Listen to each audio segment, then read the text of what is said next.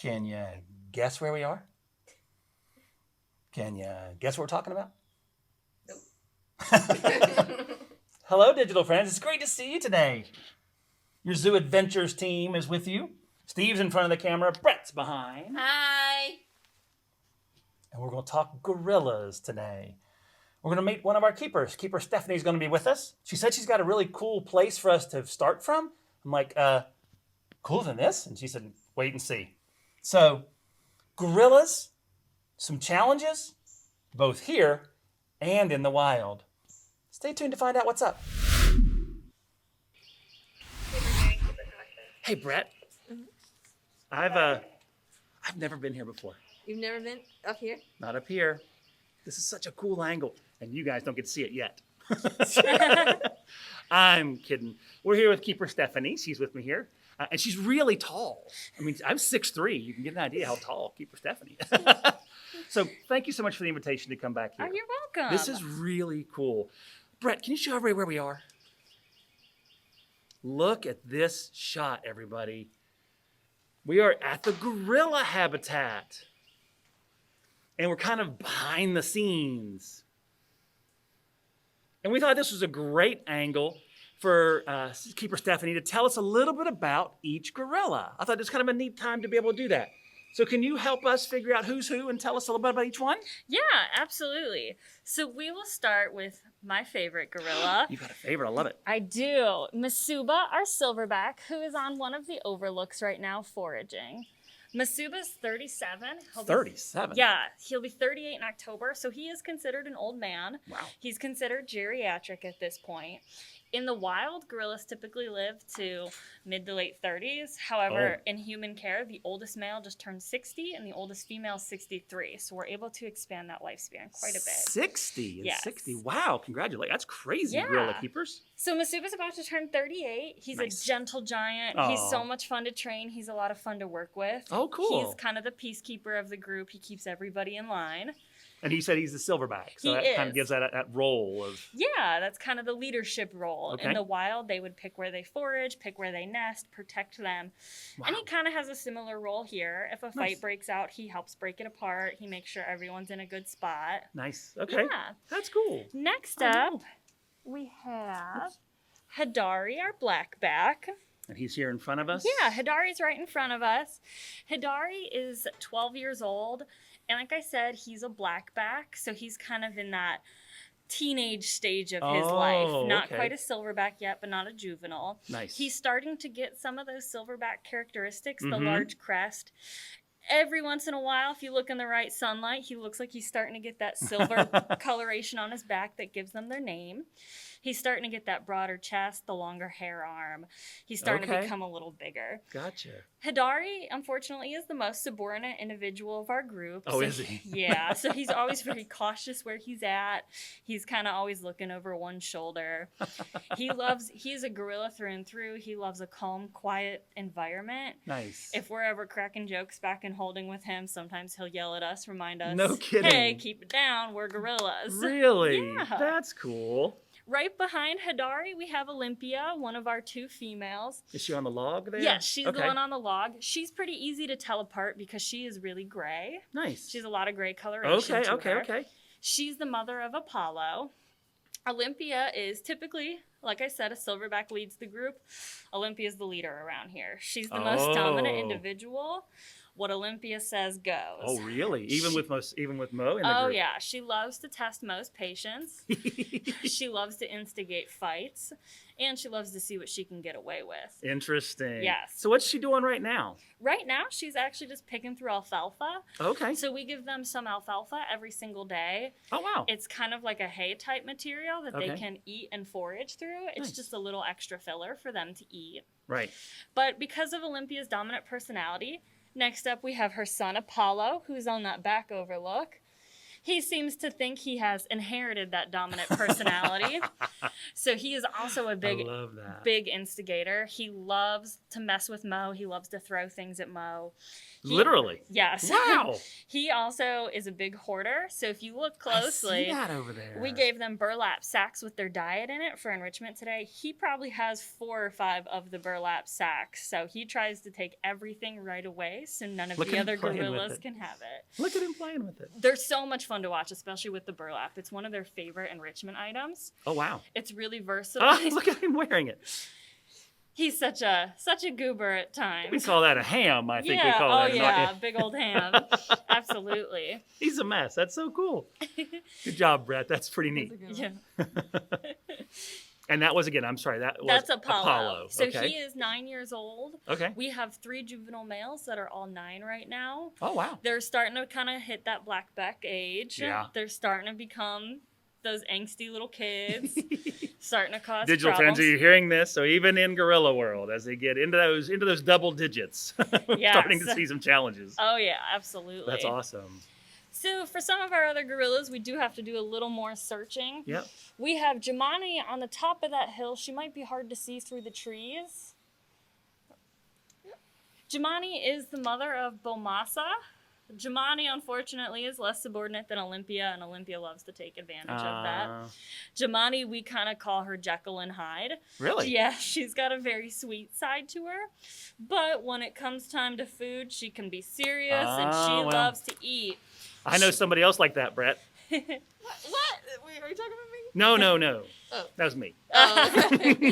She will fight Bomasa. We still feed Bomasa and Jemani together at night. She will fight Bomasa for food. She'll try to take food away from him. She Really? doesn't care that it's her kid. She wants to eat.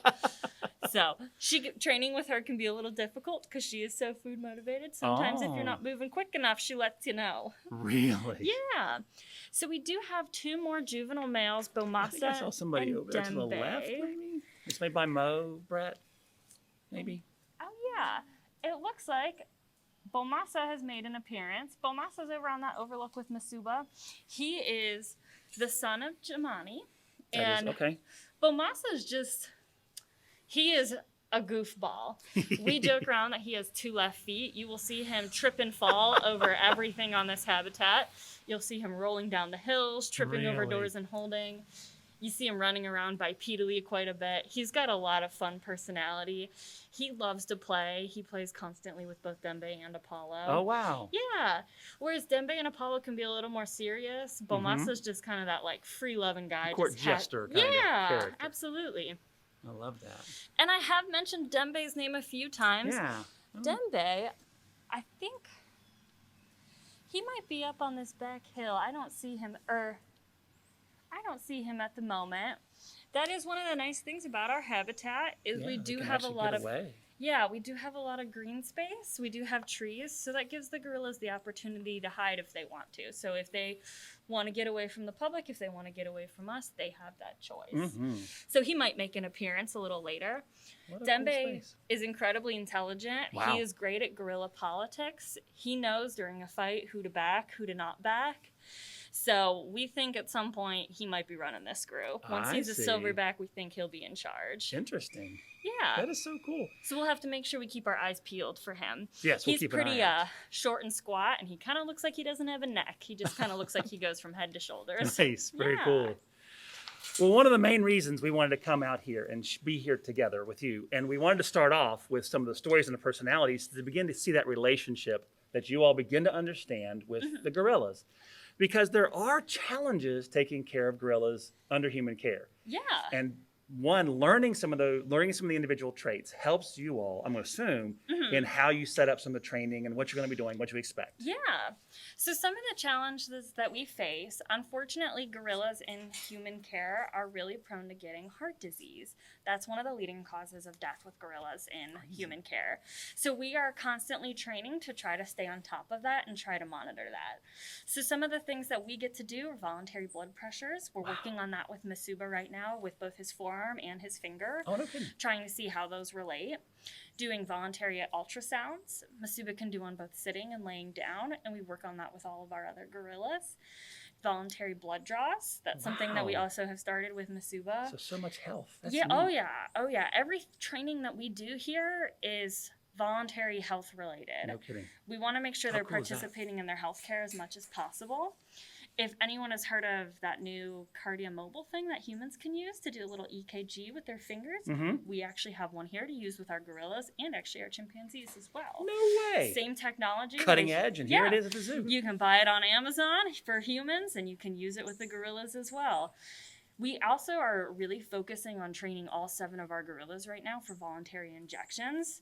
So there is a special vaccine that was created specifically for animals for COVID-19. Right. Gorillas can get it. There are gorillas that have tested positive for it. No kidding. Yeah, so we are working to train them for that, and when we get that vaccine, we'll start giving it to them, and we want to try to do all of that voluntarily. So voluntary and the voluntary part of that versus anesthesia is really important because anesthesia can be tough on the critters. Absolutely. It's very tough on them. And with that heart disease, if any of them are showing symptoms of heart disease, anesthesia can be even tougher on their bodies. Wow. So if we can do all of this stuff voluntarily and we don't have to do it under anesthesia, that's a really great help to them, great help to us. And we can get a more accurate picture. When they're under anesthesia, those drugs might influence some of the readings that we're seeing. Interesting. So while doing it awake, we can get the best kind of readings. Perfect. No, that makes sense. That's what it is for us too, right? They want to give us a shot when we're awake. We don't want to have to put Absolutely. animals to sleep right under anesthesia just to do a shot. Yeah, That's great. absolutely. We can do it. Yeah. Digital friends, you may not say we're here early on a day, and off in the distance, you heard the chimps were just shouting a little bit, and the lions started to roar. So you might have heard a little bit of a rumble out there. Oop, Oh, what do we got? I don't know. Checking something out. What about like the day-to-day care? We talk about enrichment, right? Guests, we've talked about enrichment before. I'm assuming things like the burlap sacks and things. So what are some of the challenges along the enrichment idea for gorillas? The care is one thing. How about the enrichment? So the enrichment is really fun for our gorillas, but it's also, yes, very challenging. Wait a minute. I'm going to interview. She says fun for the gorillas. Is it fun for y'all too? For me, it's a huge enrichment is just as enriching for our gorillas as it is for us when we get to build it and when we get to watch them That's use cool. it. That's cool. So it's a really great plus. Nice. But working with gorillas, they are about 10 times stronger than we are. Ooh. So we always have to be mindful of what are we giving them? Can they break it? Can they destroy it? Also, Can they just are they think about going to that. figure out how to use it? Are they going to be interested in using it? You know, Gotcha. for example, we don't have it up right now, but you can kind of see the setup. If you see that lock hanging from that tree, we worked for over a year to develop a way to safely hang a deer feeder. Oh, did for you? our gorillas, yes. And coming up with the best way, because we do have some tool users like Olympia who loves to mess with things. Okay. How can we safely hang something Oh. and then not mess with it? So we put in a little electrical box kind of that houses the rope for it. And we put it behind the hot wire, so hopefully she wouldn't get to it. Nice. So we get all of that done. Holy cow. Yeah, oh yeah. Well, we get all of that done, and we've been working with Arbor to get the hooks in the tree. We're working with all of them to figure out what the best way to hang it is. And then we finally get it, and we finally get it hung, and we put Cheerios in it, Right, and of the whole course. thing blocks up. No kidding. Yeah, so months of hard work, whole thing just blocks up. Okay, so we got to come up with a new idea. Absolutely. Gorillas have a really strict diet here. They are on Yeah. a very heart-healthy diet, so Yeah, we yeah, have yeah. a lot of limited food enrichments that we can use. Well, we had the option to try to use millet, which is a really, really tiny little seed. Okay. Well, the way our deer feeder is, all the millet just fell right out to the ground. No scatter. Yeah. Okay, so we're back to the drawing board one No more time. kidding. And we were able to get sunflower seeds approved. Oh, okay. And finally, just the other day, we were able to scatter And it out worked. sunflower seeds. Nice. But our gorillas weren't super interested in it. Stephanie. So it is a challenge. You come up with new things. You constantly have This to will be try. great. Yeah. Dot. Yep. But Wow. you keep working through it. Eventually you find the right thing that they will There you love go. and that they really enjoy. I love it. And it's a challenge for us to constantly come up with new things. Oh, I and bet. it keeps us on our toes. I bet. Trial and error, though, right? Sometimes just put it in, try it, and try it again. Absolutely. What about the habitat itself? We've kind of done a little bit on the habitat itself, but since we're up here, how is it kind of built for the gorillas? So our habitat is built in a way that they have a lot of land. They have a lot of space to get away from each other. Mm-hmm. We're also very lucky. Our habitat has a lot of natural trees in it that provide a lot Yeah. of shade. Yep. It is obviously very hot in North Carolina in the summer, so Sure. giving them that shade is a good option. We try to make it a little more 3D, you know, with our different bushes that we've had placed in our trees. Mm-hmm. Gorillas love, especially bachelor gorillas, Mm-hmm. love blind spots, and they love spots where they can kind of get away from each other. Oh, So wow. different areas that break up sight lines is really great for them. Nice. We have a little hill in the background so they can get up there. And we have a little climbing structure if they want to climb up there and play. Juvenile gorillas, like our 3 little boys, do like to climb and play. So you'll see them running around on that quite a bit. And we actually, it's kind of funny. We played off of that gorilla play by building a kind of a play mimicry playground here at the zoo, Yes. right, connected to the Yeah. habitat. And if you actually watch our TV show on Nat Geo Wild, there's a really cute Is video there? of Musa standing up on that structure looking at the drone. It's a really, really beautiful That's shot cute. of him. I love it. Yeah. Do you have a few more minutes to hang out with us? Absolutely. Awesome. Digital friends, hang tight for a second. We're going to go talk about something else coming up soon. So now we're over at one of our overlooks. Guests, you might have been able to see gorillas from this spot as well. And thank you so much again, Keeper Stephanie's with us, for sharing some of the challenges about working with them here at the zoo under human care. But there has to be some challenges for them in the wild too, right? Yeah, there are absolutely, unfortunately, a lot of challenge for them in the wild. So there are 4 subspecies of gorillas. 4. Yeah, Western lowland, cross river gorillas, Mm-hmm. Growler gorillas, and those are all considered critically endangered. Critically endangered. Yes, and then there are mountain gorillas, which are considered endangered. So right now. all of them are at least endangered. Yes, absolutely. And it looks like, unfortunately, mountain gorillas will probably trend towards critically endangered. Slide in the wrong direction. Yeah. So one of the biggest threats that they face in the wild is habitat destruction.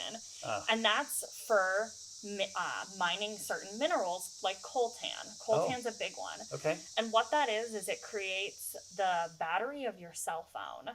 Oh. Yeah, so as there's a larger need for electronic devices, they have to mine a lot more for that mineral, No kidding. and that means that's more habitat destruction. And they live in like a jungle-y type of space. Is that kind of what we're looking at? Yeah, so they live in Central Africa. Western lowland gorillas, cross river gorillas live more on the western side. Okay. And then you have mountain gorillas that live more like Rwanda, Uganda, more kind of Middle Eastern side. So we're going in and mining for those minerals, and it's just getting rid of the habitat for the gorillas. Yes, it's unfortunately destroying their habitat. Also, not good. poaching from humans can be a Really? big problem. Yes. Yeah, and I've heard for some animals that unfortunately there's some snaring going on, especially in the chimpanzee world. They're doing Yes. snares for what they call bushmeat. Yes. So a lot of times the gorillas and the chimpanzees are oftentimes in fishing world, they call it bycatch. You're not really expecting to catch that, and you catch Yes. something wrong. So that's a really big challenge with some of those snares and devices that are just kind of left out there to do their job. Yeah. You don't know who you're going to get. Oh my goodness! Little serious, little. Thank you for the little bit of a breakup for the little humor in that moment. Miss Olympia, who's carrying around a bunch of burlap on her back. That's Olympia. Yes, she says, "This is mine. I'm going to go build my nest out So of took it." it from Apollo, right? Yeah. Apollo had it earlier, Yeah. so took it from Apollo. Yeah, but Apollo looks like he's done with it for the most part. He looks like he's moved on to the alfalfa. You see, let's pick around a little. And Bomasa's trying to steal his burlap as well. As you mentioned earlier, the politics of the habitat, yes, right? absolutely. It's crazy. Well, that is it. So, yes, thank you very much, gorillas, for that little bit of a somber moment talking about their status and a lot of the challenges that they're facing. Yeah. But we always try to come up with that little bit of a silver lining. And there is a really neat thing that a lot of zoos are doing, a lot of other locations are doing to try to help gorillas when it comes to this. Mm-hmm. And that's called Gorillas Gorillas on the Line. on the Line. Yep.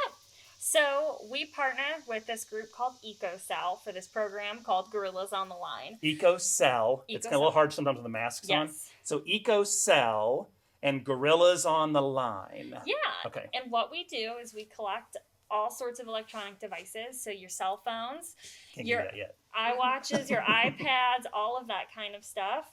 and we recycle it. We Oh, bring really? it to EcoCell recycles it. They recycle every part that they can, especially that battery, Mm-hmm. to create new phones, so we don't have to go and mine for more coltan. And it's that coltan that is Yeah. in that, and they're trying to say if we can get as much of that pulled out of the Yeah. phones, it's less we have to take from the environment. Yep. So I know it's always exciting when you can get a new cell phone, all the new technology, which is great. If you want to get a new phone, just make sure you are responsibly recycling your old cell phone. Nice. Which you can give it to the company that you're purchasing your phone from.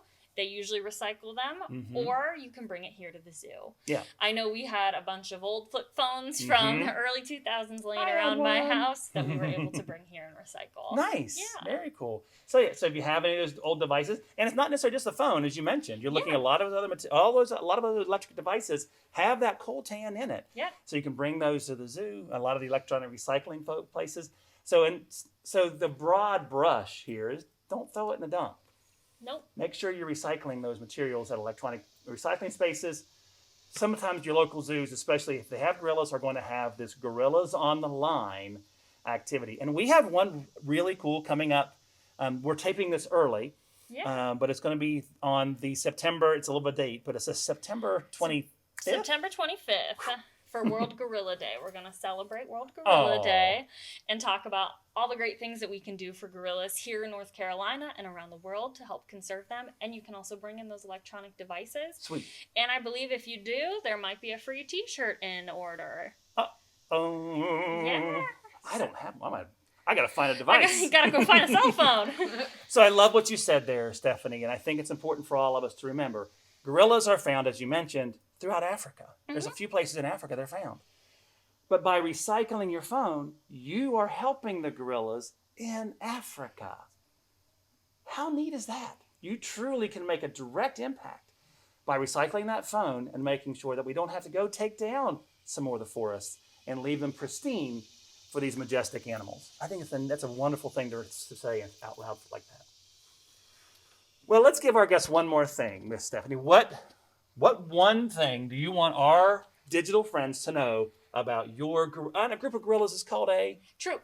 About your gorilla troop here at the North Carolina Zoo? So one of the things that I love to tell people about our gorilla troop is we have a really, really unique gorilla troop. How come? Masuba is actually not the father of any of our juvenile males. Oh. So Masuba's actually a non-breeder. He has a really great history to him. He's actually the first male gorilla to participate in artificial insemination. Oh, wow. Yeah, so he does have a daughter who lives at Omaha, and actually Hidari is his grandson. Oh, cool. But he is not the father of Bomasa, Apollo, or Dembe. When Apollo and Bomasa were born here, when they were about a year old, unfortunately their father passed away. Oh, and that was Nick. Yeah, I do remember that. And we needed to bring a new male in that would be a really good role model for them, teach them to be a silverback, keep them in line. However, in the wild, what's really common when a silverback takes over the group, he will typically kill the infants because he wants those females to be reproductive as quickly as possible. He wants them to have his babies. It's not worth it to take care of kids that are not his own. And that's not uncommon just in gorillas. So just so everybody aware, that's not just a gorilla thing. No, not at all. But because of those wild instincts, gorillas can have that instinct here in zoos as well. Oh, a little bit of a... Yeah, so we needed a silverback that was going to take care of males that were not his. And Masuba ended up being a really, really great fit. He came, he was willing to take them on, willing to help raise them. He did such a great job raising them, so much so. Dembe used to live at the Cheyenne Mountain Zoo in Colorado. His father had passed away. Okay. When they tried to introduce a new silverback, that silverback did what was normal. He didn't want Dembe anywhere near him. So Dembe needed a new home with a silverback that would accept him. Because Mo was so great with Apollo and Bomasa, they called us up and they said, hey, do you guys think Mo would consider taking Dembe? And Mo did. He's been a really, really great father figure to Dembe. They spend a lot of time together. Nice. But that's really rare in our gorilla population to have that. And we're so lucky to have him here. That's neat. Yeah. To see it kind of happen. Looks like Mo's going to come over right now. He Brett, might, can you show them? You can show them Mo as he moseying on over. If nothing else, he's going to show us that wonderful profile that he has. He is actually also the first part of the first set of twins born on the Western Hemisphere. Oh, no kidding. Yeah, so he has a twin brother, Mac, who lives at the Columbus Zoo. No kidding. Yeah. That's cool. And Mac is actually just like Mo. He's willing to raise gorillas that are also not his So own. a personality trait passed down. Yeah. That is so fun. What do you think, Brett? Good stuff? Mm-hmm. I love it. Also, if you pan over this way, we can see our hidden gorilla, Dembe. Our hidden He's gorilla. Up there behind that bush, he's laying down now. So when gorillas are done eating, for the most part, they like to nap. That's what they do in the wild. That's what they do in human care. They eat, sleep, eat, sleep. It's a great lifestyle. We know somebody like that too, Brett, don't we? Why do you keep saying things about me? Sorry. But as I was saying, working with this gorilla habitat, we do have these bushes to break up sight lines. So Dembe was in the perfect spot that we couldn't see him from where we were at, but you go to a different vantage point and you're able to find him. So he's over there. He's taking his mid-morning nap. He's taking a mid-morning nap. Nothing wrong with that. Till lunchtime at 11:30, then he'll eat lunch, then he'll take his afternoon nap. It's a life. It That is. is a life. See, right, Brett? That is a life, isn't it? Very cool. Well, Stephanie, thank you so very much again for being out. It's been awesome to chat with you. Thank you for letting us Absolutely. kind of see a different angle. Digital friends, I hope you enjoyed your time here at the Gorilla Habitat with Mo and Dembe and Olivia and Jumani. Olympia. Olivia's the rhino. Olivia's the rhino. I do too many rhino presentations. Bomasa, Apollo, Hidari. Yes. So many. Some really cool information. Thanks on the healthcare, which was really fascinating too, and all those challenges. And don't forget, Gorillas on the Line. Look it up. You can check it out and find out where somebody locally might be recycling some of the electronic devices for you all as well. So yeah, thank you again, Stephanie. Thank you for coming. I much. appreciate it. You bet. Yeah. Bye.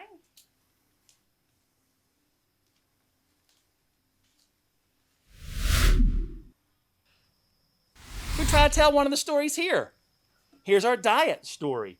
Remember, Miss Stephanie said that we have some really important challenges that we have to overcome. They need a really special diet. And here we share some of that diet with you as well. Neat. And to think, Gorillas on the Line. Just by recycling this thing, it can make a difference. Get that coltan out of there.